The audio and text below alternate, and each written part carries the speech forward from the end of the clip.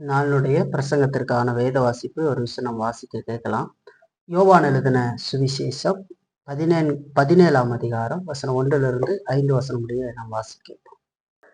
இயேசு இவைகளை சொன்ன பின்பு தம்முடைய கண்களை வானத்துக்கு ஏறெடுத்து, பிதாவே, வேலை வந்தது, நீர் உம்முடைய குமாரனுக்கு தந்தருளின யாவருக்கும் அவர் நித்திய ஜீவனை கொடுக்கும் பொருட்டு மாம்சமான யாவர் மேலும் நீர் அவருக்கு அதிகாரம் கொடுத்தபடியே உம்முடைய குமாரன் உம்மை மகிமைப்படுத்தும்படிக்கு நீர் உம்முடைய குமாரனை மகிமைப்படுத்தும். ஒன்றான மெய்தேவனாகிய உம்மையும் நீர் அனுப்பினவராகிய இயேசு கிறிஸ்துவையும் அறிவதே நித்திய ஜீவன். பூமியிலே நான் உம்மை மகிமைப்படுத்தினேன். நான் செய்யும்படி நீர் எனக்கு நியமித்த கிரியையை செய்து முடித்தேன். பிதாவே, உலகம் உண்டாகிறதற்கு முன்னே உம்மிடத்தில் எனக்கு உண்டாயிருந்த மகிமையினாலே இப்பொழுது நீர் என்னை உம்மிடத்திலே மகிமைப்படுத்தும் என்பதே. ஆமென். நம்ம ஒரு விஷயம் நாளுடைய பிரசங்கத்திற்காக கண்களை மூடி தேவனை நோக்கி பார்த்து ஜெபிக்கிறோம். பரிசுத்தமுள்ள எங்கள் நல்ல தேவனே, தருமையான பிரசங்க நேரத்திற்காக நாங்கள் வருகிறோம். இந்த காலை வேளையில நாங்கள் தொடர்ச்சியாக யோவான் சுவிசேஷத்தை பார்த்து கொண்டு வருகிறோம். அதில் கடந்த வாரத்துல நாங்கள் 17ஆம் அதிகாரத்தை தொடங்கும்படி நீர் உதவினீர். இன்றைக்கும் நாங்கள் தொடர்ச்சியாக அதை பார்க்க இருக்கிறோம். இதில் இருக்கிற சத்தியங்களை நாங்கள் தெளிவாக விளங்கி கொள்வதற்கும் அதற்கு கீழ்ப்படிவதற்கும் உரிய கிருபைகளை எங்களுக்கு தந்து எங்களை நடத்தும். இந்த வார்த்தைகள் எல்லாம் எங்களுடைய வாழ்க்கையில பெரிய காரியங்களை செய்யட்டும்.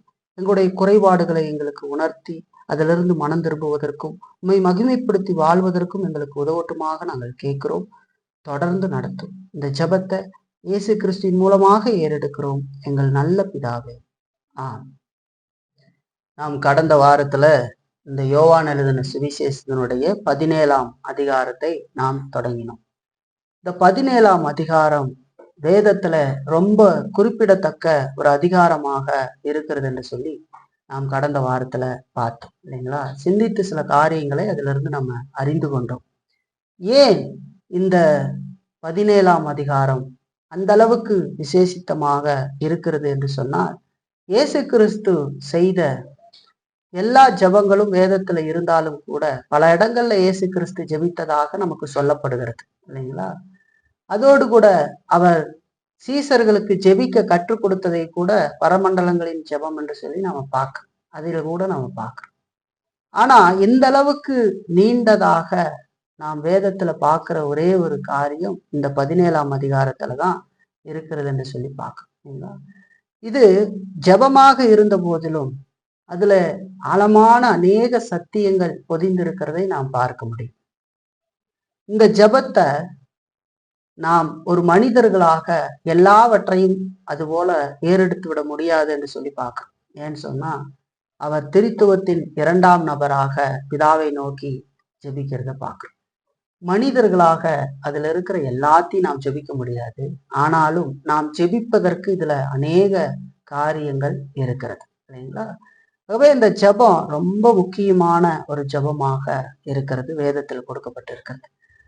நம்ம பார்த்தோம் யோவான் சுவிசேஷத்துல 13 17ஆம் அதிகாரம் வரைக்கும் இருக்கிற இந்த 5 அதிகாரங்களும் புதிய ஏற்பாட்டிலேயே ரொம்ப விரும்பப்படத்தக்க அதிகாரமாக அநேகரால் கருதப்படுகிறது என்று சொல்லி, அப்படி கருதப்படுவதற்கான காரணம் அது தம்முடையவர்களோடு நெருக்கமாக ஆண்டவர் பேசுகிற அநேக வார்த்தைகள் அதுல இருக்கிறது என்று சொல்லி, மற்ற சுவிசேஷத்திலிருந்து அது வேறுபட்டு, அதாவது மற்ற சுவிசேஷத்துல சுருக்கமாக பேசப்பட்ட விஷயங்கள் இங்கே 5 அதிகாரங்களாக நீளமாக சொல்லப்பட்டு இருக்கிறது அந்த சிறப்பை பெறுவதற்கு காரணமாக இருக்கிறது என்று சொல்லி பார்க்கலாம் இல்லைங்களா?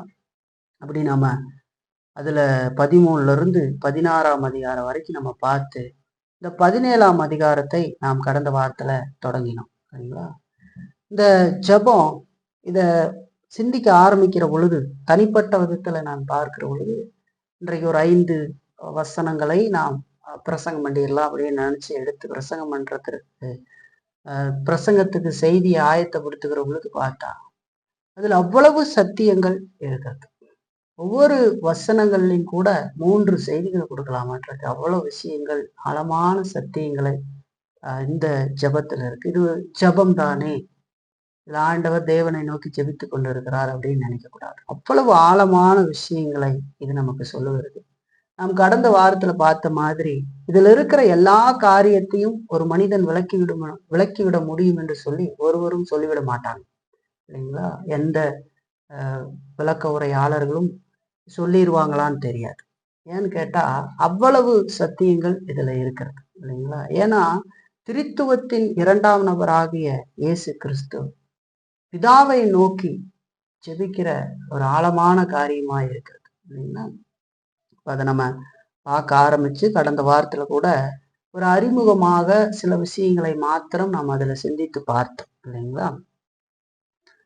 அப்படி நாம் சிந்தித்து பார்க்கிற பொழுது நான் உங்களுக்கு தேவ மனிதனாகிய மேத்யூ ஹென்றி அவர் குறிப்பிட்ட சில காரியங்களை நான் உங்களுக்கு சொன்னேன். ஆனா கடந்த வாரத்துல நான் பேரை குறிப்பிடாமல் அதை சொல்லியிருந்தேன். என்ன மேத்யூ ஹென்றி இதுல இருந்து சொல்றாரு அப்படின்னு சொன்னா, இந்த ஜெபம் ஒரு பிரசங்கத்துக்கு பின்னாக வருகிற ஜெபம் என்று சொல்லி சொல்றார் இல்லைங்களா? ஒரு நீண்ட பிரசங்கத்தை கொடுக்கிறார் 13ஆம் அதிகாரத்திலிருந்து 16ஆம் அதிகாரம் வரைக்கும் கொடுத்து அதுக்கு பின்பதாக அவர் ஏறெடுக்கிற ஜெபமாக இருக்கிறது. அதோடு கூட இது கர்த்தருடைய பந்திக்கு பின்பாக ஒரு ஜெபம் என்று சொல்லி பார்க்கணும். மேத்யூ ஹென்றி இதெல்லாம் அழகா அவர் எழுதின விளக்க உரையில, யோவானுக்கு எழுதின விளக்க உரையில கொடுத்திருக்கிறார். ஆங்கிலத்துல அது இருக்கிறது. அதோடு இது ஒரு குடும்ப ஜெபம் என்று சொல்லி பார்க்க இல்லைங்களா? தம்முடையவர்களுக்காக ஜெபிக்கிற ஜெபம். நான் உலகத்திற்காக ஜெபிக்காமல் நீர் எனக்கு தந்தவர்களுக்காக நான் ஜெபிக்கிறேன் என்று சொல்லி ஆண்டவர் சொல்றார். தம்முடையவர்களுக்கான குடும்ப ஜெபமாக இருக்கிறது. இது ஒரு பிரிவு ஜெபம் இல்லைங்களா? இப்ப இயேசு கிறிஸ்து அவர்களோடு இருந்த அந்த காரியத்திலிருந்து இப்போ அவர் பரத்துக்கு எடுத்துக்கொள்ள போகிறார். வந்த காரியத்தை முடித்து பரத்துக்கு எடுத்துக்கொள்ள போகிறார். அப்போ இது ஒரு பிரிவின் ஜெபமாக இருக்கிறது என்று சொல்லி பார்க்க. அதோடு இது ஒரு பலிக்கு முன்னான ஒரு ஜெபமாக இருக்கிறது. அவர் மனிதனுடைய பாவத்துக்காக மரிக்க போகிற அந்த காரியத்திற்கு முன்பாக ஏறெடுத்த ஜெபமாக இது இருக்கிறது என்று சொல்லி பார்க்கிறோம் இல்லைங்களா? அதோடு இது இயேசு கிறிஸ்துவின் பரிந்து பேசுதலின் ஒரு மாதிரி ஜெபமாக இருக்கிறது என்று சொல்லி பார்க்கிறோம். இயேசு கிறிஸ்து இப்பொழுது நமக்காக பிதாவின் வலது வாரிசத்துல அமர்ந்து பரிந்து பேசி கொண்டிருக்கிற பிரதான ஆசாரிய ஜெபத்தினுடைய ஒரு பிக்சர் மாதிரி இங்க அவர் பூமியில பண்ணின அந்த ஜெபம் இருக்கிறத நாம் பார்க்கிறோம் இல்லைங்களா? அந்த அளவுக்கு இந்த ஜெபம் இருக்கிறது. அவ்வளவு சிறப்புகளை இது கொண்டிருக்கிறத பார்க்கிறோம். அதைத்தான் மேத்யூ ஹென்றி தன்னுடைய விளக்க உரையில, யோவானுக்கு எழுதின விளக்க உரையில அருமையாக அதை இன்னும் டீட்டெயிலா விளக்கி சொல்லியிருக்காரு இல்லைங்களா? இது ரொம்ப முக்கியமான ஒரு ஜெபமாக இருக்கிறது இல்லைங்களா? இந்த ஜெபம் ஒரு நீண்ட ஜெபம் என்று சொல்லி பார்க்கிறோம். நம்முடைய கற்றுக்கொள்ளுதலுக்காக பரிசுத்த ஆவியானவர் இதை நமக்கு இங்க பதிவு செய்திருக்கிறார் என்று சொல்லி நாம் பார்க்கிறோம்.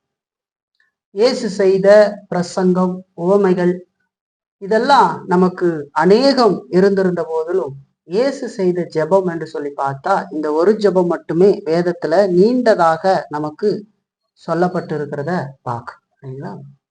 மனிதர்கள் ஒருபோதும் ஆண்டவரிடத்துல பேசாதது மாதிரி பேசி, மனிதன் ஒருபோதும் ஜெபிக்காதது மாதிரி ஜெபித்த ஒருவருடைய ஜெபம் இங்கே நமக்கு சொல்லப்பட்டிருக்கிறத நாம் பார்க்கறோம்.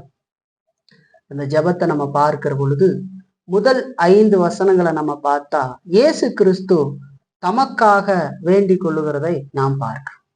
அதற்கு பின் வருகிற வசன பகுதிகளை எல்லாம் நாம பார்த்தோம் அப்படின்னு சொன்னா அது தம்முடையவர்களுக்காக அவர் ஏறெடுக்கிற விண்ணப்பமாக இருக்கிறது. அப்ப முதல் 5 வசனத்துல இயேசு தமக்காக வேண்டிக் கொள்ளுகிறார். அதைத்தான் நம்ம வாசிக்க கேட்டோம். முதல் 5 வசனத்துல இயேசு தமக்காக ஜெபிக்கிறதைத்தான் நம்ம வாசிக்க கேட்டோம். இந்த வசன பகுதியில முதலாவது வசனத்தை நம்ம கடந்த வாரத்துல பார்த்தோம் இல்லைங்களா? கடந்த வாரத்துல என்ன பார்த்தோம் அப்படின்னு சொன்னா அந்த வசனம் என்ன சொல்லுது? இயேசுவைகளை சொன்ன பின்பு தம்முடைய கண்களை வானத்துக்கு ஏறெடுத்து என்று சொல்லி சொல்றத நம்ம பார்க்கிறோம். சரிங்களா? இதுக்கு முன்பதான அதிகாரங்கள்ல அவர் தம்முடைய சீசர்களுக்கு கொடுத்த போதனைகள், வழிகாட்டுதல்கள், இதையெல்லாம் ஆறுதல்கள், இதையெல்லாம் சொன்னதுக்கு பின்பதாக இயேசு ஏறெடுக்கிற இந்த ஜெபத்தை காட்டுகிறது. அதைத்தான் நமக்கு இயேசுவைகளை சொன்ன பின்பு தம்முடைய கண்களை வானத்துக்கு ஏறெடுத்து என்று சொல்லுவாங்க. அதை தொடர்ந்து 2ஆம் வசனம் நமக்கு ஆரம்பமாகிறது. இந்த 2ஆம் வசனத்தை நாம் பார்க்கிற பொழுது தமிழ்ல முதலாம் வசனத்தை ரொம்ப சுருக்கமா கொடுத்துட்டாங்க. நான் ஆங்கிலத்துல பார்த்தா இந்த 2ஆம் வசனத்தினுடைய பாதி பகுதி முதலாம் வசனத்துல இருக்கிறது. சரிங்களா? அது இன்னும் அதை அழகா புரிஞ்சுக்கிறதுக்கு அது ஏதுவாக இருக்கிறது. என்ன விதத்துல இருக்கிறது அப்படின்னு சொன்னா, இந்த 2ஆம் வசனத்துல சொல்லப்படுகிற பிதாவே வேலை வந்தது என்கிற அந்த வார்த்தையும், அந்த 2ஆம் அதிகாரத்தினுடைய அதாவது 2வது வசனத்தினுடைய பிற்பகுதியில் இருக்கிற உம்முடைய குமாரன் உம்மை மகிமைப்படுத்தும்படி நீர் உம்முடைய குமாரனை மகிமைப்படுத்தும் என்கிற அந்த வார்த்தையோட அது இருக்கிறது. அதாவது ஆங்கிலத்துல இருக்கிறது அப்படியே தமிழ்ல இதுல வாசிக்கணும்னா, முதலாம் வசனத்துல இயேசுவைகளை சொன்ன பின்பு தம்முடைய கண்களை வானத்துக்கு ஏறெடுத்து பிதாவே வேலை வந்தது, உம்முடைய குமாரன் உம்மை மகிமைப்படுத்தும்படிக்கு நீர் உம்முடைய குமாரனை மகிமைப்படுத்தும் என்று சொல்லி வருகிறது. அதற்கு இடையில இருக்கிற நடுவுல இருக்கிற வசனங்கள் எல்லாம் 2ஆம் வசனத்துல இருக்கிறது. மிச்சது முதல் வசனத்திலேயே ஆங்கிலத்துல போட்டிருக்கிறார்கள். அது இந்த பகுதியை புரிஞ்சுக்கிறதுக்கு நமக்கு இன்னும் கொஞ்சம் உதவியாக இருக்கிறது. இயேசு கிறிஸ்து என்ன ஜெபிக்கிறார் முதல்ல நம்ம பார்க்கிறோம். பிதாவே வேலை வந்தது, உம்முடைய குமாரன் உம்மை மகிமைப்படுத்தும்படிக்கு நீர் உம்முடைய குமாரனை மகிமைப்படுத்தும் என்று சொல்லி சொல்றார். இன்றைக்கு அந்த பாதி வசனத்தை மட்டும்தான் நாம சிந்திக்க போகிறோம். இதுல அநேக சத்தியங்கள் இருக்கிறபடினாலே நான் ஆரம்பத்துல சொன்ன மாதிரி இதெல்லாம் பொறுமையாக நிதானமாக படித்து புரிந்து கொள்ள வேண்டிய காரியமாக இருக்கிறபடினாலே நாம் கொஞ்சம் கொஞ்சமாக படிப்பது நம்முடைய புரிதலுக்கும் நாம் சரியாக விளங்கி கொண்டு கீழ்ப்படிவதற்கும் உதவியாக இருக்கும். ஆகவே இந்த செய்திகளை ரொம்ப கவனத்தோடு கேட்க வேண்டியது அவசியம். அந்த விதத்துல ஜெபத்தோடு கேளுங்க, அப்பொழுது இது ஆசீர்வாதமாக அமையும். ரொம்ப கவனத்தோட இதை நம்ம பார்க்கிற பொழுது இயேசு கிறிஸ்து சொல்றாரு, பிதாவே வேலை வந்தது என்று சொல்லி சொல்றாரு. இங்க சொல்லப்பட்ட வார்த்தைகளை பாருங்க, பிதாவே அப்படிங்கிற வார்த்தை. இந்த வார்த்தைகளை நாம் அடிக்கடி கேட்டு இருக்கிறோமே, இதுல என்ன சிறப்பு இருக்கிறது அப்படின்னு ஒரு கேள்வி கூட நம்ம கேட்டு பார்க்கலாம். இயேசு கிறிஸ்து அநேக இடத்துல பிதாவை நோக்கி வேண்டுதல் செய்திருக்கிறார் இல்லைங்களா? பிதாவே என்று சொல்லி சொல்றார். பிதாவுல என்ன சிறப்பு இருக்குது அப்படின்னா, அதை வெறுமனே பார்த்து போனா ஒண்ணும் இல்லை. ஆனா அதை நல்லா சிந்தித்து பார்த்தா அதுல எவ்வளவோ ஆசீர்வாதமான காரியங்கள் நமக்கு இருக்குது. என்ன அதை பார்க்கறதுக்கு முன்னாடி இந்த பிதா அப்படிங்கிற வார்த்தைய இயேசு கிறிஸ்து இந்த அதிகாரத்துல 6 முறை பயன்படுத்துகிறார். பிதாவே என்று சொல்லி 6 முறை பயன்படுத்தி இருக்கிறத நாம் பார்க்கிறோம். 2ஆம் வசனம், 5ஆம் வசனம், 11ஆம் வசனம், 21ஆம் வசனம், 24ஆம் வசனம், 25ஆம் வசனம், இந்த 6 வசனங்கள்லையும் இயேசு கிறிஸ்து பிதா என்கிற வார்த்தையை பயன்படுத்தியிருக்கிறார். 6 முறை பயன்படுத்தி இருக்கிறார். 2, 5, 11, 21, 24, 25 இந்த 6 வசனங்கள்லையும் அதை ஆண்டவர் பயன்படுத்தி இருக்கிறார் 6 முறை. இப்ப நம்முடைய ஆண்டவராகிய இயேசு கிறிஸ்து தேவனை பிதா என்று எப்படி அழைக்கிறார் அப்படிங்கிறத நாம் கவனிக்க வேண்டும். அவர் திரித்துவத்தின் 2ஆம் நபராக பிதாவை அப்படி அழைக்கிறார் இல்லைங்களா? பிதா, குமாரன், பரிசுத்த ஆவி என்று சொல்லப்படுகிறத நாம் பார்க்கிறோம். குமாரனாக அவர் பிதா என்று அழைக்கிறார் இல்லைங்களா? திரித்துவத்துல அழைக்கிறார். அதோடு அவர் மானுடத்துல இருந்து மானுடத்தின் தெய்வீகத்தையும் கொண்டவராக இந்த உலகத்துல அப்படி அழைக்கிறத நாம் பார்க்கிறோம். பிதாவே என்று அழைக்கிறார். பிதாவே அப்படின்னா என்ன? அப்பா அப்படின்னு சொல்லி அர்த்தம்.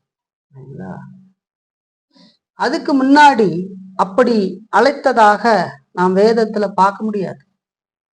பிதாவே என்று சொல்லி அழைத்ததை நம்ம பார்க்க முடியாது. வேற யாரேனும் தேவனை பார்த்து அப்படி அழைத்தார்களா, பிதாவே என்று அழைத்தார்களா அப்படின்னு சொல்லி நாம் பார்த்தா பார்க்க முடியாது. சரிங்களா? இயேசு கிறிஸ்து பிதாவே என்று அழைக்கிறார். ஜெபிக்க கற்றுக் கொடுக்கிற பொழுதும் கூட பரமண்டலங்களில் இருக்கிற எங்கள் பிதாவே என்று ஜெபிக்கும்படி கற்றுக் கொடுத்தார். சரிங்களா? அது எதை காட்டுது அப்படின்னு சொன்னா, இயேசு கிறிஸ்து ஒரு மனிதனை எப்படி ரட்சிக்கிறார் என்று சொன்னா, இயேசு கிறிஸ்து தம்முடையவர்களுக்கு நித்திய ஜீவனை பரிசுத்த ஆவியின் மூலமாக அவரை விசுவாசிக்கிறவர்களுக்கு கொடுக்கிறார் என்று சொல்லி பார்க்க. இந்த பரிசுத்த ஆவியானவர் ஒரு மனிதன்ல கொடுக்கப்படுகிறது, ரட்சிக்கப்படுகிற பொழுது அது கிடைக்கிறது. விசுவாசித்து ரட்சிக்கப்படுகிற பொழுது அப்ப அங்க என்ன கிடைக்கிறது அப்படின்னு சொன்னா, புத்திர சுவிகாரத்தின் ஆவி கிடைக்கிறது என்று சொல்லி பார்க்கணும். அப்பா பிதாவே என்று கூப்பிடத்தக்க புத்திர சுவிகாரத்தின் ஆவியை நீங்கள் இயேசு கிறிஸ்துவுக்குள் பெற்றீர்கள். இயேசு கிறிஸ்து நம்முடைய மூத்த சகோதரர் என்று சொல்லி பார்க்கிறோம். இயேசு கிறிஸ்துவின் மூலமாக நாம் பிதாவை அப்பா அப்படின்னு சொல்ற பாக்கியத்தை பெற்றிருக்கிறோம்.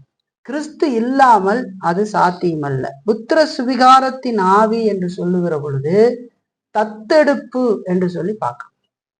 நாம் பிள்ளைகள் என்று சொல்லுகிற பொழுது தத்து பிள்ளைகள் என்பதை அந்த வார்த்தை நமக்கு காட்டுகிறது. வேதத்துல புத்திர சுவிகாரம் என்று சொன்னால் தத்து பிள்ளைகள். ஒரு மிகப்பெரிய பணக்காரர் ஒரு ஏழையை, ஒரு வறுமையில, ஒரு வழி இல்லாத அநாத பிள்ளைகளை நிறைய பேர் அப்படி எடுக்கிறாங்க இல்லைங்களா? அநாத விடுதிகளுக்கு போய் தாய் தகப்பன்மான் இல்லாத பிள்ளைகளை அவர்கள் தத்தெடுத்து கொண்டு வருவார்கள். நாம அப்படி பார்க்கிறோம், நிறைய பேரை பார்க்கிறோம் இல்லைங்களா? அப்படி அந்த தத்தெடுக்கப்பட்ட பிள்ளைகள் அவர்களோடு போய் அந்த பெரிய வீடுகள்ல அவர்களுடைய பிள்ளைகளாக பெயர் சூட்டப்பட்டு அவர்களுடைய சுதந்திரத்தை எல்லாம் அனுபவித்து, அது அந்த பெட்டில் இருக்கும், அவங்க போற கார்ல போகும், அவங்களுடைய உரிமைகளுக்கு சொந்தக்காரராக மாறும். இதெல்லாம் அந்த பிள்ளைகளுக்கு கிடைக்கிறது. அந்த பிள்ளை அப்படி கிடைப்பதற்கு காரணம் அந்த பிள்ளை செய்த எந்த காரியத்தினாலும் அல்ல. அந்த பிள்ளையை அந்த மனிதன் இறக்கப்பட்டு தன்னுடைய பிள்ளையாக தத்தெடுத்து கொள்ளுகிறார்கள் இல்லைங்களா? அப்படி தத்தெடுத்து கொள்ளுகிறதின் நிமித்தமாக அவர்களை அப்பா அப்படின்னு கூப்பிடுற ஸ்லாக்கியம் கிடைக்கிறது. இந்த உலகத்து நியதியில பாருங்க இல்லைங்களா? பணக்காரரை போய் பார்த்து அப்பா, இப்போ கூட மு.க. ஸ்டாலின் எல்லாரும் என்னை அப்பான்னு கூப்பிடுறாங்க அப்படின்னு சொல்லி இல்லைங்களா? அதை வேடிக்கையாக கூட சோசியல் மீடியாவில் சொல்றாங்க. என்ன வேடிக்கையா சொல்றாங்க அப்படின்னு சொன்னா, அப்பா சொத்தை பிரிங்கப்பா, நீங்க தானே எனக்கு அப்பா, உங்க சொத்தை பிரிச்சு கொடுங்கப்பா, நான் ரொம்ப பசிப்பட்டு இருக்கிறேன் அப்படின்னு கேட்கறதா இருக்கட்டும். போலீஸ் பிடிச்சிட்டு எங்க அப்பா யாருன்னு தெரியுமா, எங்க அப்பா தான் முதலமைச்சர், என்னையவே தடுக்கிறியா அப்படின்னு கேட்கறதா இருக்கட்டும். அப்போ அப்புறம் என்ன சிலர் அப்பா எல்லாரையும் குடிகாரனா மாத்திட்டியாப்பா அப்படின்னு கிண்டல் பண்றதா இருக்கட்டும். இதெல்லாம் ஏன் சொல்றாங்கன்னா, அவர் ஒரே ஒரு வார்த்தை தான் சொன்னார், எல்லாரும் என்ன அப்பான்னு சொல்றாங்க. அப்படி சொன்னா எங்க கொண்டு விடுதுன்னு பாருங்க. நக்கல் நையாண்டிக்கு கூட வந்துருது இல்லைங்களா? ஏன்னா அப்பான்னு சொல்லிட்டா நான் உங்களுக்கு பிள்ளை, உங்களுக்கு பிள்ளைனா உங்களுடைய சொத்துக்கு நான் வாரிசு இல்லைங்களா?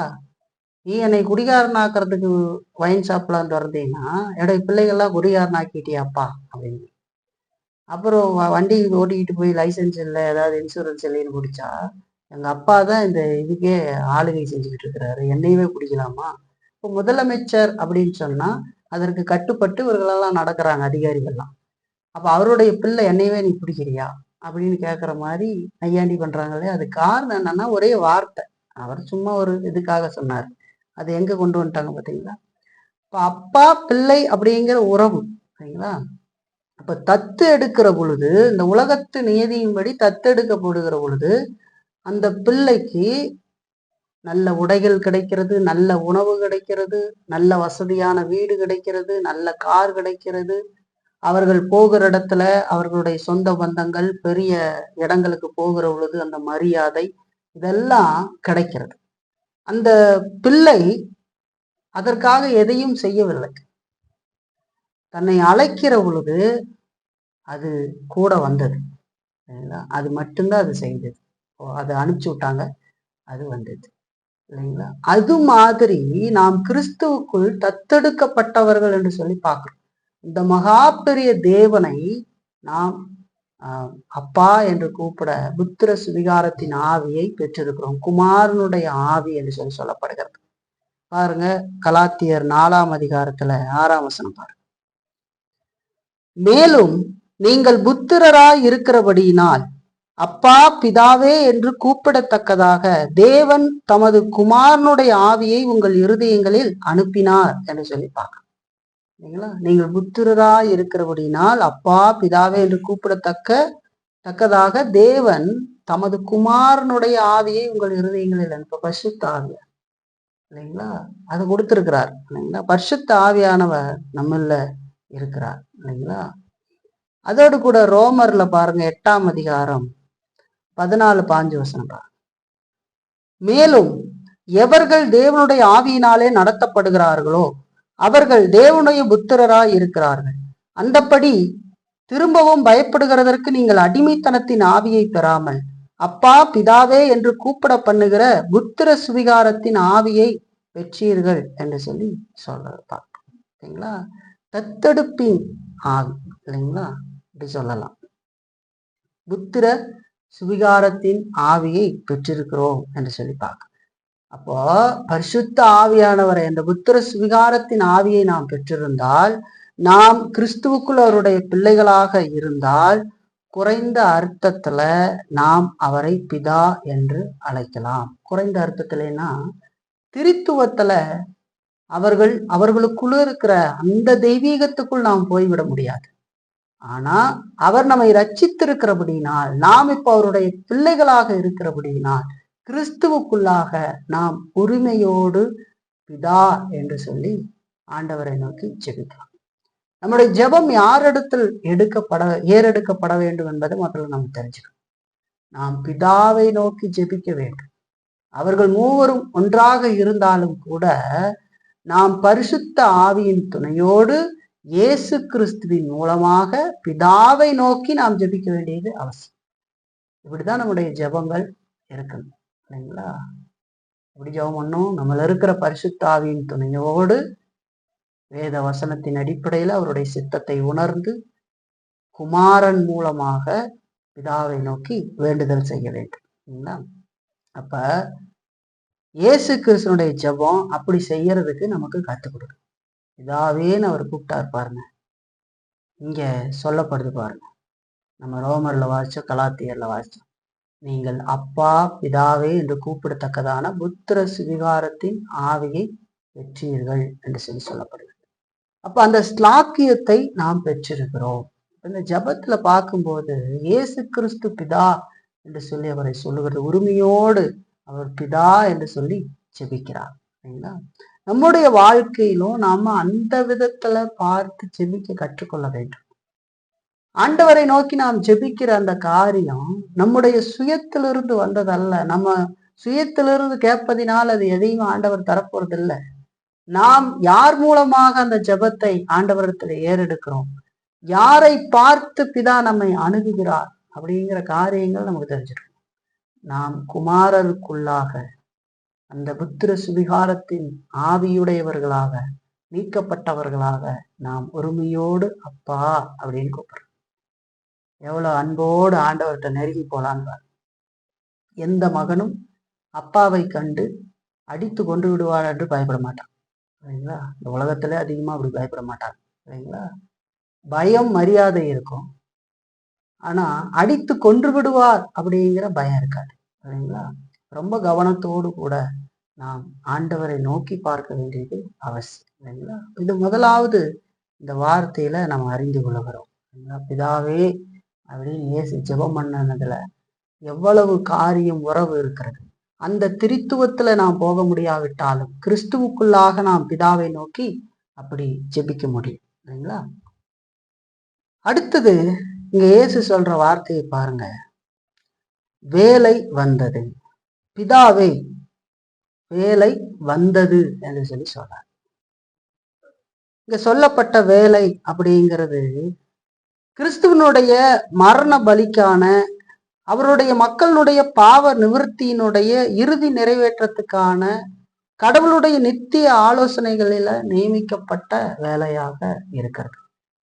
திருத்துவத்துல அங்க நிர்ணயம் பண்ணி கொண்டு இயேசு கிறிஸ்து இந்த உலகத்திற்கு என்ன நோக்கத்திற்காக வந்தாரோ அந்த நோக்கம் நிறைவேறுவதற்கான வேலையாக இது இருக்கிறது. தம்முடையவர்களுக்காக கிறிஸ்து மரித்து உயிர்த்தெழ வேண்டியதற்கான வேலையாக இது இருக்கிறது என்று சொல்லி நாம் பார்க்கிறோம்.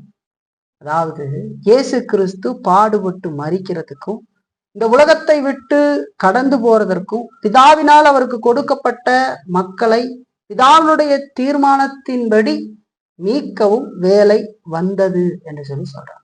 வேலை வந்துருச்சுன்னு சொல்றார் இல்லைங்களா? பாருங்க, ஒரு வசனத்தை வாசிக்கலாம். கலாத்தியர்ல 4ஆம் அதிகாரத்துல 4-5 வசனம் பாருங்க. நாம் புத்திர சுவிகாரத்தை அடையும்படி நியாயப்பிரமாணத்திற்கு கீழ்ப்பட்டவர்களை மீட்டு கொள்ளத்தக்கதாக காலம் நிறைவேறின பொழுது ஸ்ரீனிடத்தில் பிறந்தவரும் நியாயப்பிரமாணத்திற்கு கீழானவருமாகிய தம்முடைய குமாரனை தேவன் அனுப்பினார் என்று சொல்லி பார்க்கிறோம். காலம் நிறைவேறின போது அநாதி தீர்மானத்துல நித்தியத்துல அவர்கள் தீர்மானித்திருந்த அந்த காலம், அந்த காலம் வந்த பொழுது இயேசு கிறிஸ்து இந்த உலகத்துல வந்து பிறந்தார். அப்படி அவர் 33 வருடம் வாழ்ந்து இப்பொழுது மனிதனுடைய மீட்புக்காக அவர்களுடைய பலி மரணமாக அவர் மரிக்க வேண்டிய அந்த தருணம் வந்தது. அதைத்தான் ஆண்டவர் சொல்றாரு, வேலை வந்தது என்று சொல்லி சொல்றார் இல்லைங்களா? ஆதாம் பாவம் செய்து வீழ்ச்சியுற்று இந்த உலகத்துல பாவம் வந்ததுக்கு பிறகு ஆதாமுக்கு முதலாவது ஒரு வாக்கு தத்தம் கொடுக்கப்படுகிறது. சுவிசேஷ வாக்கு தத்தம்னு சொல்லலாம் இல்லைங்களா? காஸ்பிள் பிராமிஸ்ன்னு சொல்லுவாங்க. 3:15 நமக்கு சொல்லப்படுகிறது, உன் வித்துக்கும் அவள் வித்துக்கும் பகையை உண்டாக்குவேன், அவர் உன் தலையை நசுக்குவார், நீ அவர் குதிங்காலை நசுக்குவார் என்று சொல்லி அங்கே ஒரு வாக்கு தத்தம் கொடுக்கப்படுகிறது. குமாரனாகி இயேசு கிறிஸ்து இந்த உலகத்துக்கு வந்து மனிதனுடைய பாவத்துக்கான எல்லா பரிகாரத்தையும் செய்து மனிதர்களுக்கு நித்திய ஜீவனை அருள்வார் அப்படிங்கிறத காட்டுகிற ஒரு அருமையான வாக்கு தத்தமாக, முதல் வாக்கு தத்தமாக, முதல் சுவிசேஷமாக வேதத்துல ஆதியாகமும் 3:15 நமக்கு சொல்லப்படுகிறது. அப்படி ஆதாமனுடைய வீழ்ச்சிக்கு பிறகு கடவுளால் வாக்களிக்கப்பட்டு 4000 ஆண்டுகளாக பரிசுத்தவான்கள் எதிர்பார்த்து காத்திருந்த அந்த காலம் வந்துவிட்டது அப்படிங்கிறத பார்க்கணும். அங்க ஆதியாகமத்துல சொன்ன அந்த காரியம் சுவிசேஷம். அதுக்கு பின்பதாக அது எப்படி மீட்பின் வரலாற்றுல படிப்படியாக வளர்ந்து கிறிஸ்துவிலே நிறைவேறினது அப்படிங்கிறது தான் நமக்கு வேதம் சொல்லுகிறது. இஸ்ரவேல் ஒரு ஜனத்தை ஆண்டவர் ஏற்படுத்துகிறார். ஆபிரகாமை தெரிந்து கொண்டு ஒரு ஜனக்கூட்டத்தை ஏற்படுத்தி வரலாற்றில் அவர்களை பாதுகாத்து பராமரித்து வந்து ஏற்ற காலத்துல அவர்கள் சந்ததியில யூதா கோத்திரத்துல இயேசு கிறிஸ்து வந்து பிறக்கும்படி செய்து இப்போ அந்த மரணத்திற்கான, அவர் மரித்து உயிர்த்தெழுவதற்கான வேலை வந்தது. இதெல்லாம் படிப்படியாக அங்க நிறைவேறி வருகிறது. அப்ப 4000 வருடங்கள் நிறைவேறுது. பரிசுத்தவான்கள் எதிர்பார்த்திருக்கிறார்கள் இல்லைங்களா? அந்த வாக்குத்தத்தம் பண்ணப்பட்ட மேசியாவுக்காக அவர்கள் காத்திருந்தாங்க. அந்த வேலை இப்பொழுது வந்து அது நிறைவேற்றத்துக்கு வருகிறது. 33 வருடத்துக்கு முன்பாகவே அவர் இந்த உலகத்துல வந்து குழந்தையாக அவதரித்து 30 வயதுல அவர் ஊழியத்துக்கு வந்து 3.5 வருடம் அவர் பலமாக தன்னுடைய காரியங்கள்லாம் செய்து அதோடைய இறுதியாக அவர் தம்முடையவர்களுக்காக மரிக்கிற தருணம் வந்தது என்று சொல்லி பார்க்க. பெண்ணின் வித்தாக மனிதனுக்கு பதிலாளாக மீட்பராக மரித்து பிசாசனுடைய தலையை நசுக்க இருந்த அந்த நேரம் அது வந்தது என்று சொல்லி பார்க்க. இந்த இரவு வர வரைக்கும் நேரம் வரவில்லை என்று சொல்லி பார்க்க. வேதத்துல அநேக முறை அதை ஆண்டவர் சொல்றார், நம்மளும் வாசிச்சிருக்கோம். இருந்தாலும் இன்னொரு முறை நாம் வாசிப்போம். யோவான் 7:30 பாருங்க. அப்பொழுது அவரை பிடிக்க வகை தேடினார்கள், ஆனாலும் அவருடைய வேலை இன்னும் வராதபடியினால் ஒருவனும் அவர் மேல் கை போடவில்லை என்று சொல்லி சொல்லப்படுகிறத பார்க்க. வேலை வரல, அதனால கை போடல அப்படின்னு சொல்லிட்டு. அதோடு யோவான் 8:20 பாருங்க. தேவாலயத்திலே இயேசு உபதேசம் பண்ணுகிற போது தர்ம பெட்டி இருக்கும் இடத்தில் இந்த வசனங்களை சொன்னார். அவருடைய வேலை இன்னும் வராதபடியினால் ஒருவனும் அவரை பிடிக்கவில்லை என்று சொல்லி பாருங்க. இந்த இரவு வர வரைக்கும் வேலை இன்னும் வரவில்லைன்னு சொல்லி அது வர வரைக்கும் ஆண்டவருடைய எதிரிகளால அவரை துன்புறுத்த முடியவில்லை என்று சொல்லி பார்க்கணும். அது வரைக்கும் அநேக முறை அவரை கொல்ல முயற்சி செய்தார்கள், அவரை கைது செய்ய பார்த்தார்கள். ஆனாலும் அவர்களால் ஒன்றும் செய்ய முடியவில்லை என்று சொல்லி பார்க்கிறோம். ஆனா இப்போ இறுதி அந்த கடைசி நேரம் வந்துவிட்டது. பலி தயாராக இருந்தது என்று சொல்லி பார்க்க. மனிதனுக்காக, தெரிந்து கொள்ளப்பட்டவர்களுக்காக மரிப்பதற்கான அந்த பலி தயாராக இருந்த நேரம். அதனாலதான் இயேசு கிறிஸ்து பிதாவை பார்த்து, பிதாவே வேலை வந்தது, நீர் எதற்காக நீ இந்த உலகத்திற்கு அனுப்பினீரோ, யாரை என்னுடைய கரத்தில் கொடுத்தீரோ அவர்களுக்காக நான் மரிக்க வேண்டிய நேரம் வந்திருக்கிறது என்று சொல்லி சொல்றார். இதுவும் கூட குறைந்த அர்த்தத்துல நாம் எடுத்துக்கொள்ள முடியும். என்ன அர்த்தத்துல எடுத்துக்கலாம் அப்படின்னு சொன்னா, விசுவாசிகள் அனைவரும் அவங்களுக்கான நேரம் வருகிற வரைக்கும் அவர்கள் அழிக்கப்பட மாட்டார்கள் என்று சொல்லி பார்க்கிறோம். நம்மளை கடவுள் பாதுகாக்கிறார். அதனால நம்ம ஆண்டவருடைய கரத்தில் இருக்கிறோம் என்று சொல்லி பார்க்கிறோம். அவ்வளவு சீக்கிரம் நமக்கு ஒன்றையும் யாரும் செய்து விட முடியாது. ஏன்னா அவருடைய கரங்கள்ல இருக்கிறோம். உன்னை தொடுகிறவன் கண்மணியை தொடுகிறான் என்று சொல்லி ஆண்டவர் சொல்றாரு. நான் உன்னை விட்டு விலகுவதும் இல்லை, உன்னை கைவிடுவதும் இல்லை என்று சொல்லி சொல்றாரு. நாம் உன்னதமானவருடைய செட்டையின் கீழ் அடைக்கலமாக இருக்கிறோம் என்று சொல்லி வேதம் சொல்லுகிறது. அதை யாராலும் ஒன்றும் செய்ய முடியாது இல்லைங்களா? அவருடைய பாதுகாப்பை நாம் நினைத்து பார்க்கணும் இல்லைங்களா?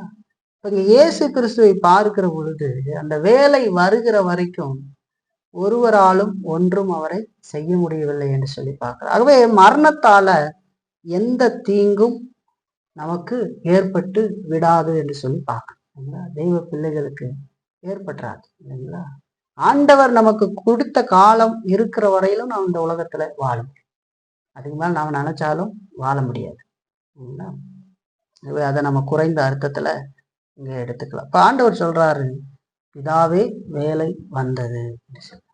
அடுத்த 2 வார்த்தைகள் ரொம்ப முக்கியமானது இல்லைங்களா? நீர் உம்முடைய குமாரனை மகிமைப்படுத்தும், உம்முடைய குமாரன் உம்மை மகிமைப்படுத்தும்படிக்கு நீர் உம்முடைய குமாரனை மகிமைப்படுத்தும் என்று சொல்லி இயேசு கிறிஸ்து ஜெபம் பண்றார். 2ஆம் வசனத்துல இறுதியில நான் சொன்னேன் இல்லைங்களா? உம்முடைய குமாரன் உம்மை மகிமைப்படுத்தும்படி நீர் உம்முடைய குமாரனை மகிமைப்படுத்தும் என்று சொல்லி சொல்றார். நீர் உம்முடைய குமாரனை மகிமைப்படுத்தும் அப்படின்னு சொல்லி இயேசு கிறிஸ்து ஜெபிக்கிறார் இல்லைங்களா? சிலுவையில அவர் அடைய போகிற மரணத்தை அவர் எதிர்பார்த்திருக்கிறார். இன்னும் கொஞ்ச நேரம் அவங்க கெச்சமனைக்கு போவாங்க, அங்க அவர் காட்டி கொடுக்கப்படுவார். அதற்கு பின்பாக அந்த இரவு முடிந்து காலையில அந்த விசாரணை நடந்து அவர் சிலுவைக்கு போகிறார் இல்லைங்களா? அந்த இரவுல தான் இருக்கிறாங்க. இப்போ இயேசு கிறிஸ்து அதுக்காக பிதாவை நோக்கி ஜெபிக்கிறார். இப்ப பாருங்க, அவரை பிடிக்கிறாங்க, பல உபத்திரவங்கள் செய்கிறார்கள், அவரை சிலுவையில் அறையிறாங்க, அவரும் மரித்து விடுகிறார்.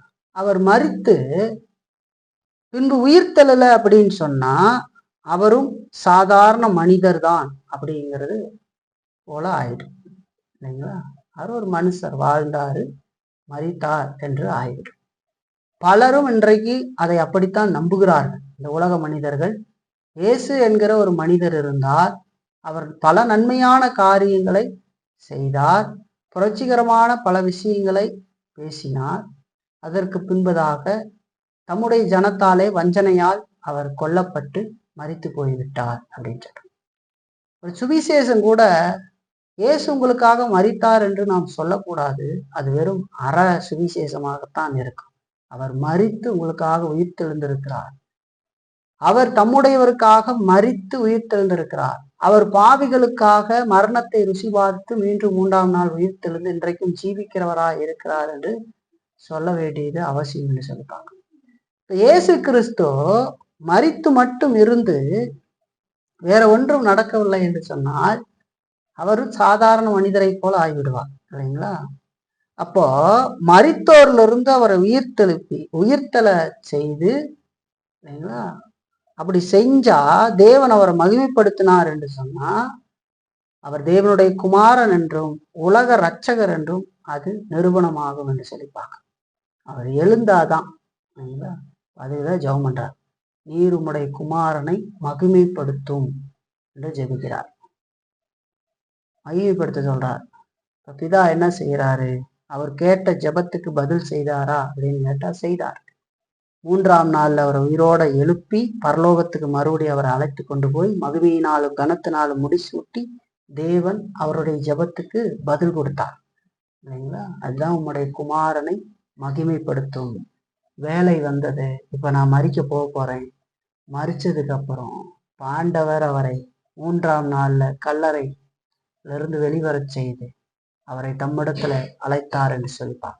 அவர் உயிர்த்தெழுந்ததுதான் நமக்கு மிகப்பெரிய ஒரு ஆசீர்வாதம், அஸ்திவாரம்னு பார்க்க. அவர் உயிர்த்தெழுந்ததுனாலதான் நாமும் ஒரு நாள் உயிர்த்தெழுவோங்கிற காரியமே வருகிறது. அவர் உயிர்த்தெழவில்லைன்னு சொன்னா கிறிஸ்துவம் இல்லை. அதனாலதான் பவுல் சொல்லுவார் கொரிந்தியர்ல வாட்சி பார்த்தீங்கன்னா, உயிர்த்தெழுதல் இல்லைன்னா என் பிரசங்கம் வருதா அப்படின்னு சொல்லுவார் இல்லைங்களா? நாமும் ஒரு நாள் உயிர்த்தெழுவோம் என்பதுதான் நம்பிக்கை இல்லைங்களா, விசுவாசம். இப்ப இயேசு கிறிஸ்து உயிர்த்தெழுதலின் முதற் பலனாக அவர் எழுந்து பிதாவினுடைய வலது பாரிசத்துக்கு போனார் என்று சொல்லிப்பாங்க. சீசர்களுக்கு ஆறுதல் கொடுக்கும்போது அவர் சொன்ன வார்த்தைகளை கவனிச்சு பாருங்க. நான் பரலோகத்துக்கு போய் ஒரு வாசஸ்தலத்தை உங்களுக்காக ஏற்படுத்தி வைத்து பின்பு நான் இருக்கிற இடத்துக்கு உங்களை அழைத்து கொண்டு போவேன் என்று சொல்றார். நான் வந்து அழைத்து கொண்டு போவேன்னு சொல்றார். இப்ப பிதாவை நோக்கி ஜெபிக்கிறார். உம்முடைய குமாரனை மகிமைப்படுத்தும் அப்படின்னு சொல்றார் இல்லைங்களா?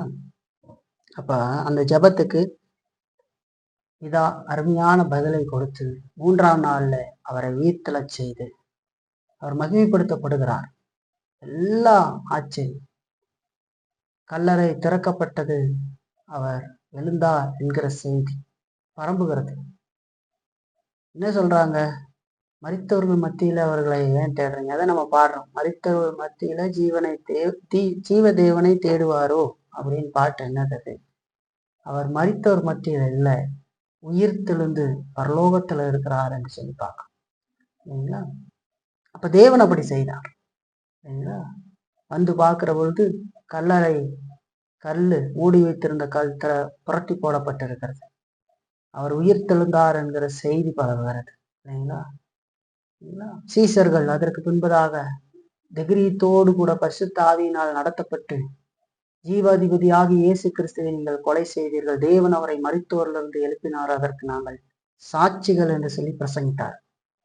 அப்போ இங்க இயேசு கிறிஸ்து நீர் உம்முடைய குமாரனை மகிமைப்படுத்தும் என்று ஜெபித்தார்.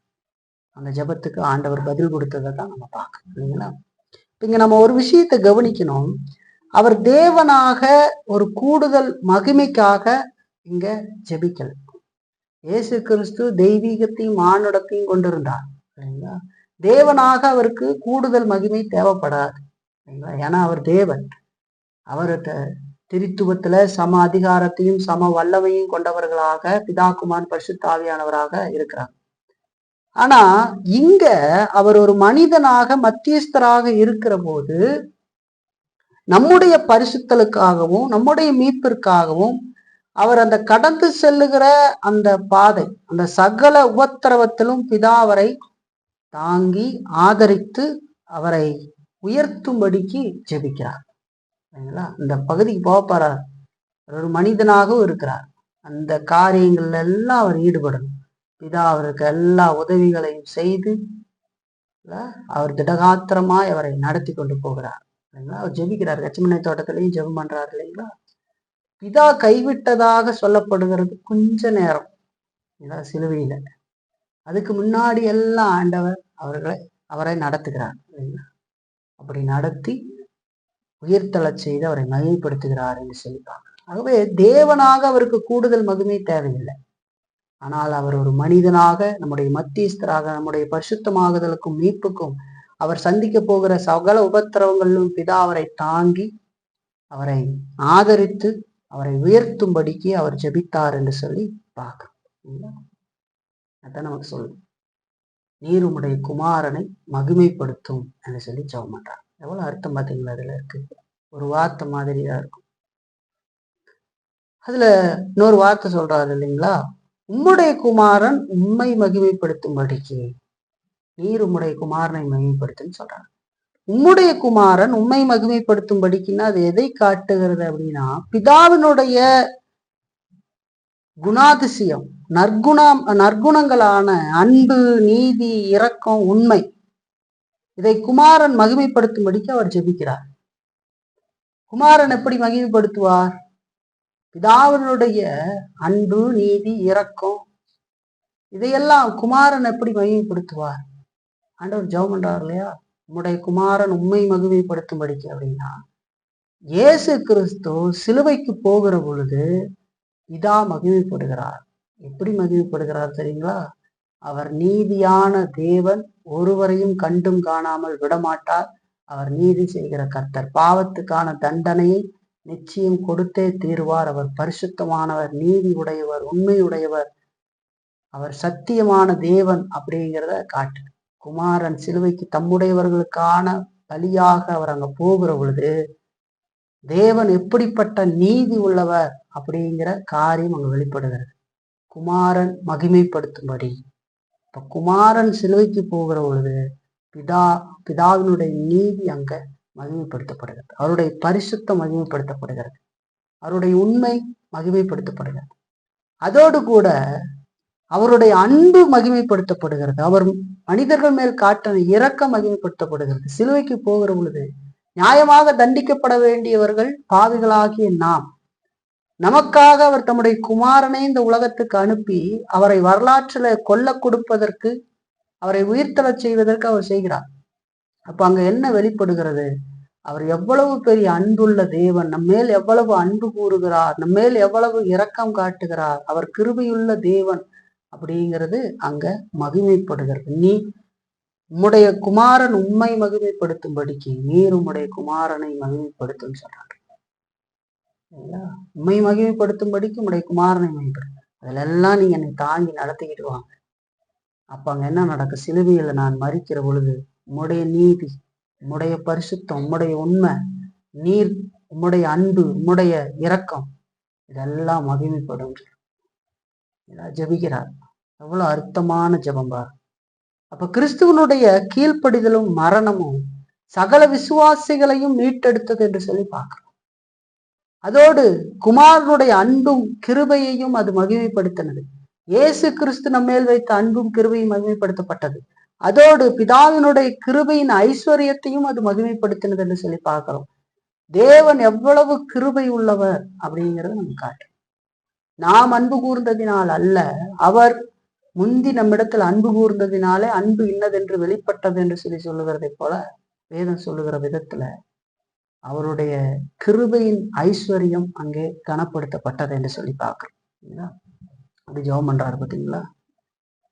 உம்முடைய குமாரன் உம்மை மகிமைப்படுத்தும்படிக்கு நீர் உம்முடைய குமாரனை மகிமைப்படுத்தும் என்று சொல்லி ஜெபம் பண்றாரு. இந்த வார்த்தைகள் பாருங்க, எவ்வளவு அர்த்தங்களுடையதா இருக்கு பாருங்க. திரித்துவத்துல அந்த உறவு, அந்த வேலை வந்ததை உணர்ந்த காரியம், அதோடு எதற்காக இந்த உலகத்திற்கு அவர் வந்தாரோ அந்த காரியத்தை நோக்கி பிதாவிடத்துல ஜெபிக்கிறது. நீர் உம்முடைய குமாரனை மகிமைப்படுத்தும், உம்முடைய குமாரன் உண்மை மகிமைப்படுத்தும்படிக்கு சொல்றார். அந்த விதத்துல பிதா அவரை வழி நடத்தி பாதுகாத்து அவரை தாங்கி அந்த எல்லா காரியத்திலும் அவருக்கு உதவி அவரை உயர்த்தினார். அப்படி உயர்த்துகிற பொழுது இங்க என்ன நடக்கிறது? குமாரன் எல்லா காரியத்தையும் செய்கிற பொழுது அங்கே தேவனுடைய நீதி, உண்மை, பரிசுத்தம், அதே நேரத்துல இன்னொரு புறத்துல பார்த்தா அவர் நம்ம மேல் வைத்த இரக்கம், அன்பு, கிருப, தயவு எல்லாம் வெளிப்படுகிறத பார்க்கணும். இப்ப நம்ம எவ்வளவு ஆண்டவரை மகிமைப்படுத்தி வாழ வேண்டும் பாருங்க. அது செய்தார். அப்படி ரட்சிக்கப்பட்ட தேவ பிள்ளைகள் கர்த்தராகிய இயேசு கிறிஸ்துவை விசுவாசித்து ரட்சிக்கப்படுகிற அந்த தேவ பிள்ளைகள் இந்த உலகத்துல தொடர்ந்து வாழ்கிற பொழுது, அவர்கள் நீதியாக, உண்மையாக, பரிசுத்தமாக வாழ்கிற பொழுது அங்கே தேவன் மகிமைப்படுகிறார் என்று சொல்லி வேதம் சொல்லுது. இயேசு கிறிஸ்து சொல்ற வார்த்தை பாருங்களேன், மத்தேயுல 5ஆம் அதிகாரம் பாருங்க, 16ஆம் வசனத்துல, இவ்விதமாய் மனிதர் உங்கள் நற்கிரியைகளை கண்டு பரலோகத்தில் இருக்கிற உங்கள் பிதாவை மகிமைப்படுத்தும்படி உங்கள் வெளிச்சம் அவர்களுக்கு முன்பாக பிரகாசிக்க கடவது என்று சொல்லி சொல்லப்படுது. மனுஷர் உங்கள் நற்கிரிகளை கண்டு பரலோகத்தில் இருக்கிற பிதாவை மகிமைப்படுத்தும்படி உங்களுடைய வெளிச்சம் அவர்களுக்கு முன்பாக பிரகாசிக்க கடவுள்.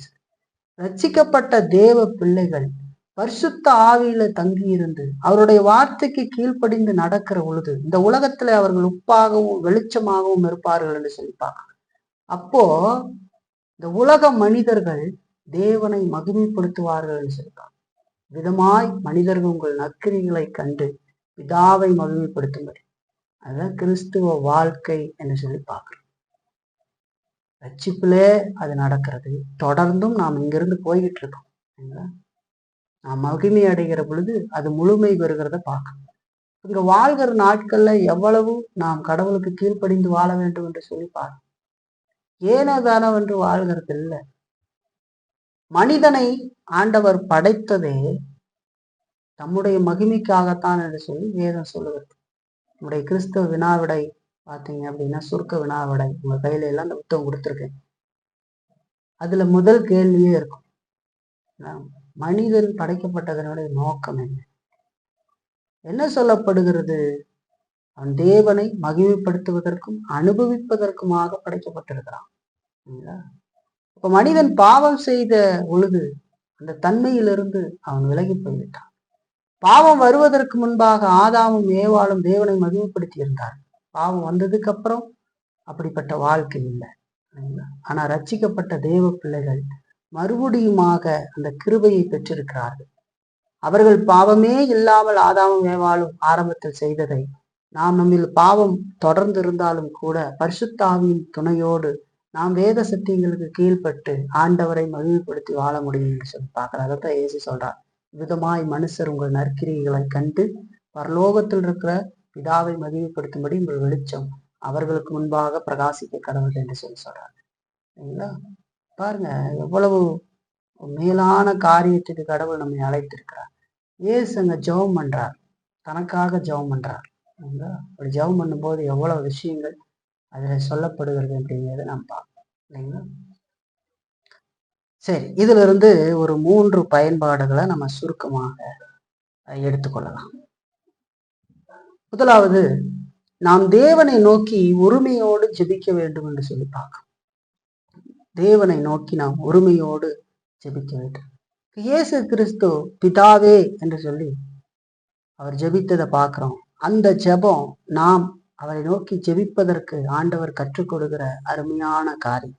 நாம் கிறிஸ்து இயேசுவுக்குள்ள உத்திர சுவிகாரத்தின் ஆவியை பெற்று தேவனுடைய பிள்ளைகளாக இருக்கிறோம் என்று சொல்லி பார்க்கறீங்களா? அந்த உரிமையோடு கூட நாம் தேவனை நோக்கி விசுவாசத்தோடு தைரியத்தோடு ஜெபிக்க வேண்டியது அவசியம். தேவனிடத்துல தைரியத்தோடு ஆண்டவர் அதை செய்வார் என்கிற விசுவாசத்தோடு நாம் ஜெபிக்க வேண்டியது அவசியம். பல தைரியம் இல்லாமல் ஜெபிப்பார்கள், விசுவாசம் இல்லாமல் ஜெபிப்பாங்க. அப்படி ஜெபிக்க கூடாது. நாம் ஜெபிக்கிற ஜெபங்கள் நம்முடைய சுயத்திலிருந்து வருகிறது அல்ல. அதனாலதான் கிறிஸ்துவுக்குள்ளாக நாம் பிதாவை நோக்கி பார்க்கிறோம். தைரியத்தோடு ஆண்டவர்கிட்ட போவோம்.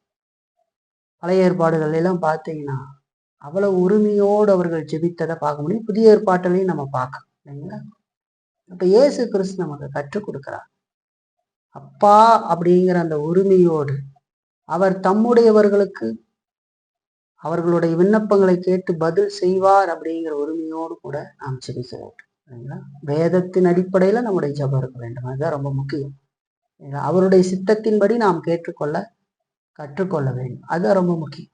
ஆனா நாம் ஜெபிக்கிற பொழுது தேவன் நமக்கு தருவாரா தரமாட்டாரா அப்படிங்கிற அவிசுவாசம் எல்லாம் கொண்டு இல்லாமல் விசுவாசத்தோடு ஜெபிக்கிறவர்களாக இருக்க வேண்டும். தந்தா தரட்டும் தராட்டி போகட்டும்ன்ற நினைவில் ஜெபம் பண்ணக்கூடாது. விசுவாசத்தோடு உண்மையோடு நாம் ஜெபிக்கிறோம்.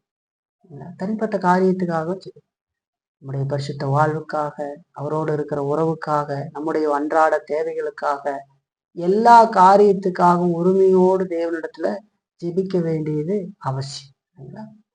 அத மலை பிரசங்கத்துல கூட இயேசு கிறிஸ்து அருமையா சொல்றார். ஜெபிக்க வேண்டியதனுடைய அவசியத்தை சொல்லி அதுக்கு ஒரு அழகான உதாரணங்கள், எளிமையாக புரிந்து கொள்ளத்தக்க உதாரணத்தையும் அந்த பகுதியில ஆண்டவர் நமக்கு கொடுக்கிறார். பாருங்களேன், மத்தேயுல 7ஆம் அதிகாரத்துல 7-11 வசனம் முடிய நம்ம பார்த்தோம் அப்படின்னு சொன்னா, இங்க சொல்றாரு, கேளுங்கள் அப்பொழுது உங்களுக்கு கொடுக்கப்படும், தேடுங்கள் அப்பொழுது கண்டடைவீர்கள், தட்டுங்கள் அப்பொழுது உங்களுக்கு திறக்கப்படும். ஏனென்றால் கேட்கிறவன் எவனும் பெற்றுக்கொள்ளுகிறான், தேடுகிறவன் கண்டடைகிறான், தட்டுகிறவனுக்கு திறக்கப்படும் என்று சொல்லி பார்க்க. இந்த பகுதியில ஆண்டவர் ஜெபிக்க வேண்டியதனுடைய அவசியத்தை சொல்றார். இந்த 3 காரியமும் ஒரே காரியம் தான், நம்ம தேவனிடத்துல ஜெபிக்கணும்ன்றத சொல்றார். அதுக்கு பின்னாடி வருகிற வசனங்கள்ல அதுக்கு ஒரு எளிமையான உதாரணத்தையும் ஆண்டவர் சொல்றாரு. பாருங்க, 9-11 வசனம் படி பார்க்கட்டா, உங்களில் எந்த மனுஷனானாலும் தன்னிடத்தில் அப்பத்தை கேட்கிற தன் மகனுக்கு கல்லை கொடுப்பானா? மீனை கேட்டால் அவனுக்கு பாம்பை கொடுப்பானா? ஆகையால் பொல்லாதவர்களாகி நீங்கள் உங்கள் பிள்ளைகளுக்கு நல்ல ஈவுகளை கொடுக்க அறிந்திருக்கும் போது பரலோகத்தில் இருக்கிற உங்கள் பிதா தம்மிடத்தில் வேண்டிக் கொள்ளுகிறவர்களுக்கு நன்மையானவைகளை கொடுப்பது அதிக நிச்சயம் அல்லவா என்று சொல்லி சொல்றார். ஒரு உதாரணத்தையும் சொல்றார். உங்கள எந்த மனுஷனாவது பிள்ளை அப்பத்தை கேட்டா அவன்கிட்ட கல்லை எடுத்து கொடுப்பானா? சாப்பிடு. நம்ம குழந்தைங்களுக்கு கொடுப்போமா? மீன் கேட்டா பாம்பை கொடுப்போமா? விஷம் இருக்கு கொடுக்க மாட்டான். நீயே பொல்லாதவர்கள், பாவத்தில் இருக்கு பொல்லாதவர்களாகி நீங்களே உங்க பிள்ளைகளுக்கு நல்ல ஈவுகளை கொடுக்க அறிந்திருக்கிறது போல பரலோகத்திலிருந்து உங்கள் பிதா தம்மிடத்தில் வேண்டிக் கொள்வதற்கு நன்மையானவைகளை கொடுப்பது அதிக நிச்சயம் அல்லவான்னு சொல்றான். ஒரு ரொம்ப எளிமையான உதாரணத்தை கொடுக்குறாரு இயேசு கிறிஸ்து. இப்ப நாம் எவ்வளவு உரிமையோடு நம்முடைய காரியங்களை ஆண்டவரிடத்துல சொல்ல வேண்டும் என்று சொல்லி பார்க்கிறோம். ஜெபிக்க வேண்டியது அவசியம் இல்லைங்களா? நம்முடைய நிலைகளை சொல்லி ஜெபிக்கலாம்.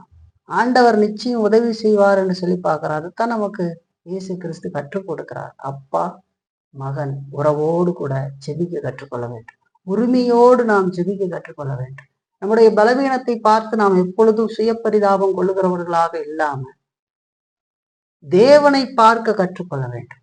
சர்வ ஏகாதிபத்தியம் உடைய தேவனை பார்த்து, அவர் என்னுடைய தகப்பன், அவரால் முடியாத காரியம் ஒன்றும் என்னால முடியாது இருக்கிறது அவரால் முடியும், அவர் எனக்கு உதவி செய்ய முடியும் அப்படின்றத உணர்ந்தவர்களாக ஊக்கத்தோடு கூட நாம் தேவனை நோக்கி ஜெபிக்கிறவர்களாக இருக்க வேண்டும். ஆகவே நம்முடைய ஒவ்வொரு காரியத்துக்காகவும் தேவனை நோக்கி உரிமையோடு உற்சாகத்தோடு ஜெபிக்க வேண்டும். சோர்ந்து போகக்கூடாது. சில நேரங்கள்ல காரியம் உடனே நிகழலைங்கிறதுக்காக சோர்ந்து போகாமல் ஊக்கத்தோடு தொடர்ந்து நாம் ஜெபிக்கிறவர்களாக, உரிமையோடு ஜெபிக்கிறவர்களாக இருக்க வேண்டும்.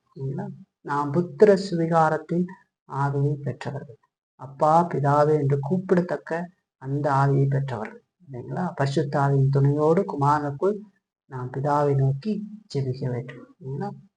அப்படி நம்முடைய ஜெபங்கள் மாறணும் இல்லைங்களா? அப்படி உங்களுடைய வாழ்க்கையில நீங்க ஜெபத்தில் உட்காருகிற பொழுது அந்த விதமான சிந்தனை இருக்கும். என்னுடைய அப்பாவிட்ட பேச போறேன், எனக்காக எல்லாவற்றையும் செய்தவரிடத்துல நான் பேச போகிறேங்கிற உறவோடு கூட அமர்ந்து நேரத்தை எடுத்து பேசு இல்லைங்களா? உறவில்லாத பசங்கள் தான் எப்படி இருப்பாங்க? அப்பா கிட்ட பேச மாட்டாங்க இல்லைங்களா? நல்ல உறவோடு இருக்கிறவங்க நல்லா பேசுவாங்க. அப்ப நல்ல உறவோடு இருந்து பேச வேண்டியது அவசியம் இல்லைங்களா? அதுதான் நம்ம முதலாவது பயன்பாடா எடுத்துக்கிறோம். ரெண்டாவது, தேவனுடைய பாதுகாப்பை நாம் எப்பொழுதும் உணர்ந்திருக்க வேண்டும் என்று சொல்லி பார்க்கிறோம். தேவனுடைய பாதுகாப்பை நாம் எப்பொழுதும் உணர்ந்திருக்க வேண்டும். இங்க ஆண்டவர் சொல்றத பார்த்தோம், வேலை வந்தது என்று சொல்லி சரிங்களா? இப்போ இது மிக குறைந்த அர்த்தத்துல நாம் இதை இப்படி எடுத்துக்கொள்ளலாம் என்று சொல்லி பார்த்தோம். விசுவாசிகள் எல்லாரும் தங்களுடைய நேரம் வருகிற வரைக்கும் அவர்கள் அழிக்கப்பட மாட்டார்கள் என்று சொல்லி பார்த்தோம் இல்லைங்களா? அது வரைக்கும் அவர்கள் பாதுகாப்பாக இருப்பார்கள், மரணத்தால் அவர்களுக்கு எந்த தீங்கும் ஏற்படாது என்று சொல்லிப்பாங்க. இப்போ அதுல இருந்து நாம் என்ன தெரிஞ்சுக்கிறோம்? தேவனுடைய பாதுகாப்பை நாம் எப்பொழுதும் உணர்ந்திருக்க வேண்டும். எல்லா சூழ்நிலைகளிலும் தேவன் நம்மை காண்கிறார். அவரை அறியாமல் எதுவும் என்னுடைய வாழ்க்கையில வராது. இந்த சூழ்நிலைகளையும் தேவன் என்னுடைய வாழ்க்கையில அனுமதித்திருக்கிறார். ஆகவே நான் பொறுமையோடு அதை கடந்து போவேன். கர்த்தரை அறியாமல் ஒன்று வராது அப்படிங்கிறத உணர்ந்து அவருடைய பராமரிப்பை நம்ம உணர்ந்திருக்கோம். இல்லைங்களா? நாம் நல்லா இருக்கிற பொழுது மட்டுமே ஆண்டவர் நம்மை நல்லா நடத்தி கொண்டு இருக்கிறார் என்று சொல்லி, நம்முடைய துன்ப காலத்துல ஆண்டவர் நம்மை கைவிட்டு விட்டார் என்கிற மாதிரி சிந்திக்கிறதற்கு போகக்கூடாது. இல்லைங்களா? கிறிஸ்துவ வாழ்க்கையில துன்பம் ஒரு பகுதி என்று சொல்லி நாம பார்க்கிறோம். அதையும் அனுமதித்து நமக்கு ஆண்டவர் அநேக காரியங்களை கற்றுத்தருகிறார் என்று சொல்லி நாம் பார்த்திருக்கோம். இல்லைங்களா? ஆகவே எல்லா சூழ்நிலையிலும் தேவனுடைய பாதுகாப்பை நாம் உணர்கிறவர்களாக இருக்க வேண்டும். அது ரொம்ப முக்கியமாக அவருடைய பாதுகாப்பை உணர்த்தவர்களாக நாம் சுவிசேஷ பணியை தீவிரத்தோடு செய்ய வேண்டும் என்று சொல்லி பார்க்கணும். இயேசு கிறிஸ்து அவருடைய வேலை வர வரைக்கும் ஒருத்தரும் கை போடலைன்னு பார்க்கணும். அதனால சுவிசேஷ பணி நாம் செய்கிற காலத்துல ரொம்ப கவனத்தோடு செய்யணும். ஆண்டவரை அறியாமல் நமக்கு ஒன்றும் நேரிடாது. சுவிசேஷத்தை பயன்படுத்தியே ஆண்டவர் மனிதனுக்கு ரட்சிப்பை கொண்டு வருகிறார் என்று சொல்லி பார்க்கணும். ஆகவே நாம சுவிசேஷ பணியில தீவிரத்தோடு செயல்பட வேண்டும். அவ்வளவுதான் ஆத்துமாக்கள் ரட்சிக்கப்படுவாங்க. இயேசு கிறிஸ்துடைய காலம் வரும் வரைக்கும் இயேசு கிறிஸ்து எல்லா விஷயத்தையும் செய்து கொண்டிருந்தார். இல்லைங்களா? நம்ம அந்த பாதுகாப்பை எப்பொழுதும் உணர்ந்தவர்களாக ஜபத்தோடு கூட ஒண்ணு தனிப்பட்ட வாழ்க்கையிலையும் நம்ம அதை உணரணும். அடுத்தது சுவிசேஷ பணியிலையும் ஒரு அந்த பாதுகாப்பை உணர்ந்தவர்களாக தைரியத்தோடு நம் சுவிசேஷத்தை அறிவிக்கிறவர்களாக இருக்க வேண்டும் என்று சொல்லி பார்க்கணும். இல்லைங்களா? இதை நம்ம ரெண்டாவதா எடுத்துக்கலாம். கடைசியா தேவன் நமக்கு காட்டின இரக்கத்திற்கு நாம் எப்பொழுதும் நன்றி அறிதல் உள்ளவர்களா இருக்க வேண்டும் என்று சொல்லுவாங்க. தேவன் நமக்கு காட்டின இரக்கத்திற்கு நாம் எப்பொழுதும் நன்றி அறிதல் உள்ளவர்களா இருக்க வேண்டும் என்று சொல்லுகிற பொழுது இந்த பகுதியில நம்ம வாசிக்க கேட்டோம். உம்முடைய குமாரன் உம்மை மகிழ்வுபடுத்தும்படிக்கு நீர் உம்முடைய குமாரனை மகிழ்வுபடுத்தும் என்று சொல்லி இயேசு ஜெபிக்கிறார். அப்ப இயேசு கிறிஸ்து அங்க ஒரு கீழ்ப்படிதல் அங்க நடக்கிறது. இயேசு கிறிஸ்துனுடைய கீழ்ப்படிதலும் மரணமும் பிதா நமக்கு காட்டின கிருபையின் ஐஸ்வர்யத்தை நமக்கு வெளிக்காட்டுகிறது. நம்ம மேல காட்டின அன்பு. குமாரன் உம்மை மகிமைப்படுத்தும்படி நீர் குமாரனை மகிமைப்படுத்தும் போது அங்க பிதாவுடைய அன்பு, அவருடைய நீதி, அவருடைய பரிசுத்தம், அவருடைய இரக்கம் இதெல்லாம் அங்க வெளிப்படுத்துறது இல்லைங்களா? அதன் மூலமாகத்தான் நமக்கு ரட்சிப்பு வருகிறது, கிறிஸ்து செய்து முடித்த காரியத்தில். அப்படிப்பட்ட காரியத்தை பெற்றிருக்கிற நாம அதற்கு எப்பொழுதும் நன்றி அறிதல் உள்ளவர்களாக இருக்க வேண்டும். அது நம்முடைய சிந்தனையில எப்பொழுதும் ஆளுகை செய்ய வேண்டும். அதனாலதான் பாக்குறோம், நம்முடைய ரட்சிப்பை பற்றிய அடிப்படை அறிவே ஒருத்தனுக்கு இல்லைன்னா அவன் என்ன விதமான நன்றி அறிதல் உள்ள வாழ்க்கை வாழ்வான்? அவன் எந்த விதத்துல தேவனை மகிமைப்படுத்துவான்? இல்லைங்களா? ஒண்ணுமே இருக்காது, சும்மாதான் இருக்கும். அவன் எதை நினைத்து தேவனை புகழ்ந்து பாடல்களை பாடுவான்? அவன் எதை நினைத்து தன்னுடைய அன்றாட வாழ்க்கையை அவன் நடத்துவான் தேவனுக்கு மகிமையாக? இப்போ உலகத்துல கவுன்சிலிங் கொடுத்து நடத்துறாங்க பாருங்க, அந்த மாதிரி தான் அவன் வாழ்ந்துகிட்டு இருப்பான். அவனே நினைத்து கொள்ளுவான், நான் தேவனை மகிமைப்படுத்தி வாழ்கிறேன், நான் வேலைக்கு போயிட்டு வந்துகிட்டு இருக்கிறேன், வாழ்கிறேன், நான் சபைக்கு ஒழுங்காய் வந்து விடுகிறேன், வாழ்ந்து கொண்டிருக்கிறேன். என்ன உணர்வு, என்ன சிந்தனை, என்ன விதமான காரியத்திலிருந்து அது புறப்பட்டு வருகிறதுன்ற கேள்வி வருவதில்ல. நன்றி அறிதல் எப்படி வரும்? நான் ஒருத்தருக்கு நன்றி அறிதலோட வாழ்ந்துகிட்டு இருக்கிறேன் அப்படின்னு சொன்னா, எதுக்குங்க நீங்க அவருக்கு நன்றி அறிதல்? அவ்வளவு விசுவாசமா இருக்கிறீங்களா? உங்களுக்கு எதுக்கு விசுவாசமா இருக்கிறீங்கன்னு கேட்டா, அதெல்லாம் எனக்கு தெரியலைங்க, ஆனா விசுவாசமா இருக்கிறேன்னு சொன்னா முட்டாள் என்று சொல்லி சொல்லுவாங்க. நம்ம ஒருத்தருக்கு ஒரு இடத்துல இருக்கிறோம், ரொம்ப விசுவாசமா ஒருத்தர் மேல இருக்கிறோம், ஏன்னு கேட்டா தெரியாது எனக்கு அப்படின்னா அது என்னவா இருக்கும்? பைத்தியகார்த்தனமா இருக்கும். சரிங்களா? இல்ல, அவர் எனக்கு எவ்வளவோ காரியத்தை செய்திருக்கிறார், என்னுடைய குடும்பத்துக்கு பாருங்க, உலகத்தாரெல்லாம் சொல்றாரு இல்லைங்களா, எங்க ஓனர் எங்களுக்கு வீடு கட்டி கொடுத்துருக்கிறார், என்னுடைய பிள்ளைக்கு கல்யாணம் பண்ணி கொடுத்துருக்காரு அப்படிலாம் சொல்லுவாங்க இல்லைங்களா பெரிய ஆட்கள். நான் அவங்களுக்கு விசுவாசமா இருக்கிறேன், எங்க பிள்ளைங்க 3 பேர்த்தையும் எங்க ஓனர் தான் படிக்க வச்சிருக்கிறாரு, அவங்களுக்கு நல்ல வேலை வாங்கி கொடுத்துருக்கிறாரு, அதனால நான் அவங்களுக்கு எப்பவும் உண்மையுள்ளவனா இருந்து வேலை செய்யறேன்னு சொல்லுவாங்களே உலக மனிதன். அப்ப என்னன்னா ஒரு விசுவாசத்தை காட்டுறாங்க, இந்த உலகத்தனமான ஒரு விசுவாசத்தை காட்டுறாங்க. இப்ப நான் தேவன் மேல விசுவாசமா இருக்கிறேன், நான் நன்றி அறிதல் உள்ளவனாக இருக்கணும்லாம் சொல்லும்போது ஆமா ஆமான்னு தலையாட்டினா என்ன நன்றி அறிதலா இருப்பீங்க அப்படின்னு கேள்வி கேட்டா எனக்கு அதை பத்தி தெரியலையே அப்படின்னு சொன்னா அவன் ஒரு மனநல பாதிக்கப்பட்டவனா? அவன் ஒரு பைத்தியம் மாதிரி. அவன் எதுக்கு நான் இருக்கிறேன்னு தெரியும். அதனாலதான் அடிப்படை சத்தியங்கள்ல நல்ல அறிவும் இல்லைங்களா? சரியான புரிதலும். அப்பதான் நம்ம நன்றி அறிதல் உள்ள வாழ்க்கையை வாழ முடியும். நம்ம யார் என்பது தெரியும். நம்ம எவ்வளவு பெரிய பாவி என்பது தெரியும். தேவன் நமக்காக என்ன செய்திருக்கிறார் வரலாற்றில் என்று தெரியும். இயேசு கிறிஸ்து நமக்காக செய்து முடித்த காரியம் எவ்வளவு பெரியது என்று தெரியும். அவர் நம்மிடத்துல என்ன எதிர்பார்க்கிறார் என்பது நமக்கு தெரியும். நாம் எப்படிப்பட்ட வாழ்க்கையை வாழ்ந்து அவரை மகிமைப்படுத்த ஒரு நன்றி கடன் அதை நம்ம தீர்க்கவே முடியாது. அவர் செய்த காரியத்திற்கு நாம் எதை கொடுத்தும் தீர்க்க முடியாது. ஆனா நம்மிடத்துல அவர் இதை எதிர்பார்க்கிறார். அப்ப நாம் அதை செய்கிற பொழுது ஆண்டவர் அதை மகிழ்வார் என்று சொல்லி பார்க்கிறோம். கிறிஸ்துவுக்குள் நாம் செய்கிற பொழுது இதெல்லாம் தெரியல அப்படின்னு சொன்னா அவன் தனிப்பட்ட வாழ்க்கை சரியா இருக்காது. குடும்பத்தை அவனுக்கு கொடுத்த ஆண்டவர் ஒன்றை எதிர்பார்த்து அந்த குடும்பத்தை பத்தி அவனுக்கு தெரியாது. சபையை கொடுத்து அந்த சபையில வாழ வேண்டிய வாழ்க்கையை வாழ்ந்து மகிழ்ப்படுத்துன்னு சொன்ன அந்த சபையை பத்தி தெரியாது. சமுதாயத்தை ஏற்படுத்தி அந்த சமுதாயத்துல நீ மற்றவனெல்லாம் அப்படி இருக்கிற பொழுது நீ என்னுடைய பிள்ளைகளாக இந்த சமுதாயத்துல உப்பாக ஒளியாக இருங்கள், கோணலும் மாறுபாடுமான சந்ததியில குற்றமற்றவர்களா இருங்கள் என்று சொன்ன எதுவுமே தெரியாது. பன்றியோட பன்றியாக உலாவி கொண்டு தன்னையும் ஒரு கிறிஸ்துவன் என்று சொல்லி அறிக்கிட்டு போவான். எவ்வளவு விஷயம் இருக்கு பார்த்தீங்களா? அப்போ தேவன் நமக்கு காட்டின இரக்கத்திற்கு நாம் எப்பொழுதும் நன்றி அறிதல் உள்ளவர்களாய் இருக்க கற்றுக்கொள்ள வேண்டும். இன்னைக்கு நம்ம பார்த்தோம் 2 வசனத்துல இயேசு என்ன செய்திருக்கிறார்ன்றத நம்ம பார்த்தோம். பிதா எப்படி மகிழ்ப்படுகிறார் என்று சொல்லி பார்க்கணும். பிதா நமக்கு காட்டின அன்பு இரக்கத்தை பார்க்கணும். அதே நேரத்துல அவர் நீதி உள்ளவராய் பரிசுத்தம் உள்ளவராய் நமக்காக குமாரனை என்ன செய்தார் சிலுவையில் என்றதையும் நம்ம பார்த்தோம். அப்ப அப்படித்தான் நாம் இயேசு கிறிஸ்துவை விசுவாசித்து ரட்சிக்கப்பட்டிருக்கிறோம். அப்படின்னா ஆண்டவர் சொன்ன விதத்துல நம்முடைய வாழ்க்கை எல்லா காரியத்திலும் நன்றி அறிதல் உள்ளவர்களாக இருக்க வேண்டும். சரிங்களா? இந்த உலகத்து கணவன் மனைவி உறவுகளை பாருங்க, பிள்ளைகள் உறவை பாருங்க, எல்லா காரியத்துக்குள்ளேயும் நீங்க போய் பார்த்தீங்கன்னா தேவ பிள்ளைகளுடைய வாழ்க்கையில இதெல்லாம் இருக்கும். கணவன் மனைவி வாழ்க்கையில அப்படி இருக்காது பாருங்க. உலக வாழ்க்கையில அப்படி இருக்காது. உலக மனிதன் மனைவி நேசிக்க மாட்டான். அதே நேரத்துல மனைவி கணவனுக்கு கீழ்ப்படிய மாட்டான். இது ரெண்டும் பாவத்தினால் வந்தது என்று சொல்லி வேதம் சொல்லுகிறது. இப்ப பாவத்திலிருந்து நீக்கப்பட்ட உடனேயே நாம் தேவனுடைய பிள்ளைகளாக நாம் வாழறதுக்கு ஆண்டவர் சொன்ன விதத்துல வாழணும். இல்லைங்களா?